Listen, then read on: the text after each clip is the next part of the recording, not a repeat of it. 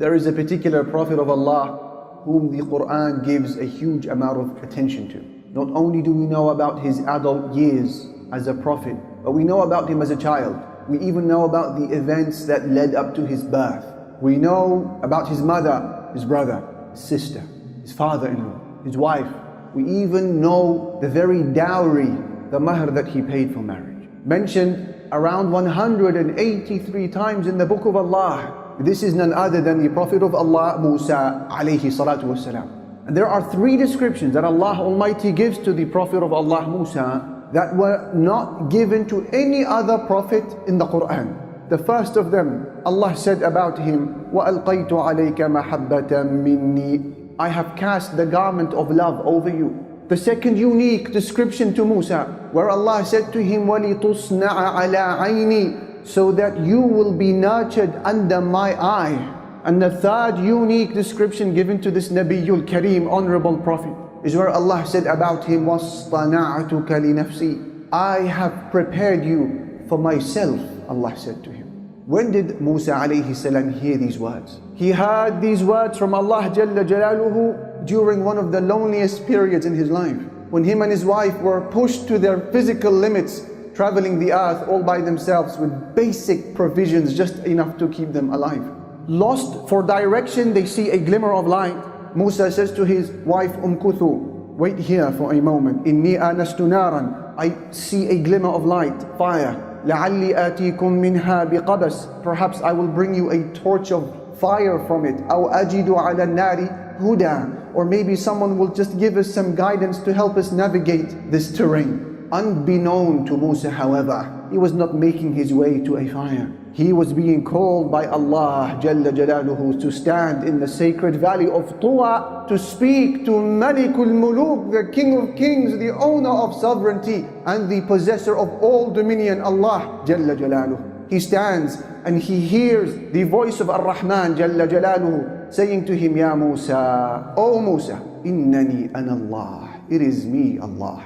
And now all of a sudden Musa alayhi salam receives closure, answers that he needed all throughout his life. He had suffered, and up until this moment he had no idea why all of this suffering came onto him. He was born as a male child, and in the law of the Pharaoh of Egypt, every male baby was worthy of execution. He was then separated from his mother at the age of suckling to be raised in a home that is not his. His sister would walk the bank and go to the palace of the Pharaoh and say, I know someone who can breastfeed this baby. And his mother would be reunited with Musa. Then Musa would become a man and would accidentally kill someone. Now he is a fugitive, on the run, wanted by the authorities, dead or alive. He is escaping the country in terror. Then he would find a wife to marry. And the mahr, the dowry, was 10 years worth of arduous labor. Why all of this suffering? He needed answers. And now as he stares into the evening night sky, looking above him and hearing the voice of the glorious Ar-Rahman Jalla Jalaluhu, answers are finally given to him. What does Musa hear? He hears these following words documented by the Quran. قَالَ قَدْ أُوتِيتَ سُؤْلَكَ يَا مُوسَى, O Musa, we have responded to your request. وَلَقَدْ مَنَنَّا عَلَيْكَ مَرَّةً أُخْرَى, we have conferred our favor upon you yet again. إِذْ أَوْحَيْنَا إِلَىٰ أُمِّكَ مَا يُوحَىٰ, when we sent inspiration to your mother, أَنِ اقْذِفِيهِ فِي التَّابُوتِ, saying to your mom, place the baby in the cot. فَاقْذِفِيهِ فِي الْيَمِّ, then place the cot in the river. فَلْيُلْقِهِ الْيَمُّ بِالسَّاحِلِ, then the river will take him to the shore. يَأْخُذْهُ عَدُوٌّ لِي وَعَدُوٌّ لَهُ, where an enemy of his and an enemy of mine will take him, the Pharaoh. وَأَلْقَيْتُ عَلَيْكَ مَحَبَّةً مِّنِّي, and I have cast the garment of love over you. وَلِتُصْنَعَ عَلَىٰ عَيْنِي, so that you will be nurtured under my eye. إِذْ تَمْشِي أُخْتُكَ فَتَقُولُ هَلْ أَدُلُّكُمْ عَلَىٰ مَنْ يَكْفُلُهُ, remember when your sister, she followed you and she said to them, shall I not tell you who can take care of this baby? فَرَجَعْنَاكَ إِلَىٰ أُمِّكَ, then we returned you back to your mother. كَيْ تَقَرَّ عَيْنُهَا وَلَا تَحْزَنْ, so that her eye can rest and she would not grieve. وَقَتَلْتَ نَفْسًا, and remember Musa when you killed someone. فَنَجَّيْنَاكَ مِنَ الْغَمِّ, but we saved you from retaliation. وَفَتَنَّاكَ فُتُونًا, and we tested you with severe tests. فَلَبِثْتَ سِنِينَ فِي أَهْلِ مَدْيَنَ, then Musa, you spent many years with the people of Madian. ثُمَّ ثم جئت على قدري يا موسى. Then you came to this place at the decreed time. واصطنعتك لنفسي. And I have prepared you for myself. So now he understood.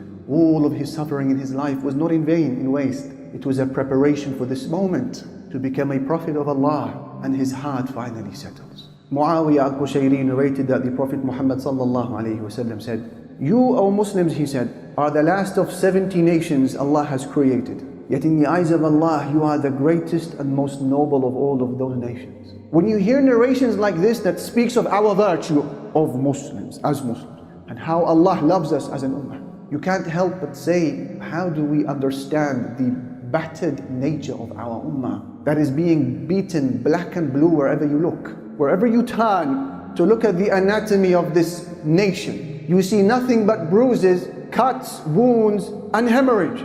You turn to China and you see the plight of the Uyghur Muslims ongoing, the ethnic cleansing of an entire community. Then you turn to Myanmar, Burma, and you see the Rohingyas, their plight is continuing. And you look towards India, towards what seems to be a genocide that is making its way to them. And then you turn to the Muslims of Yemen, and you see a famine that is threatening the existence of the entire region. And you turn to Syria, a decade-long war crushing our brothers and sisters there. You turn to Saudi Arabia, you see scholars and activists and people of khair lingering in the dungeons of the Gulf. You turn to Palestine, you see corruption at its core, and you see struggle at the other parts, and a siege and an illegal occupation. You turn to Gaza, you see your biggest open-air prison on planet Earth today. You turn to Al-Aqsa, and you see our third holiest site being desecrated before the eyes of the international community. Where is this favored nation? How is it that we are these people in the eyes of Allah Jalla Jalaluhu, yet wherever you look you see nothing but carnage and pain and suffering and blood? For those who ask how and why, the response is the same as what Musa received from his Lord when he wondered, why am I suffering? He was told, وَاصْطَنَعْتُكَ لِنَفْسِي, I am preparing you for myself. The same way that the suffering of Musa alayhi salam was not because Allah hated him or because Allah had abandoned him, but because he was being prepared to lead Bani Israel out of Egypt. We are to see our pains in the same light. Allah has not hated us, nor has He abandoned us. مَا وَدَّعَكَ رَبُّكَ وَمَا قَلَى. These are preparatory events to allow the Muslims to take center stage and to lead humanity. And the process of preparing Musa for leadership is the same process that will apply to us. Why do you think his name was repeated 183 times in the Quran? Hikmah, wisdom. What was the process of preparing him as a leader? Separated him from his mother, separating him from the people he loved. And we too will have to be in the process, separated from the people we love and the places we love, even if it happens to be Al-Aqsa. But Musa was reunited with the people he loved. And Allah has promised that we sooner or later will be reunited with the people and places we love. The waves of the river Nile that burst into his cot when he was still a suckling child are no different to the waves that bashed the Muslims through the Islamophobic industry all across the world. But the shore of the river Nile was near for Musa. And Allah has promised that our shore is just as near.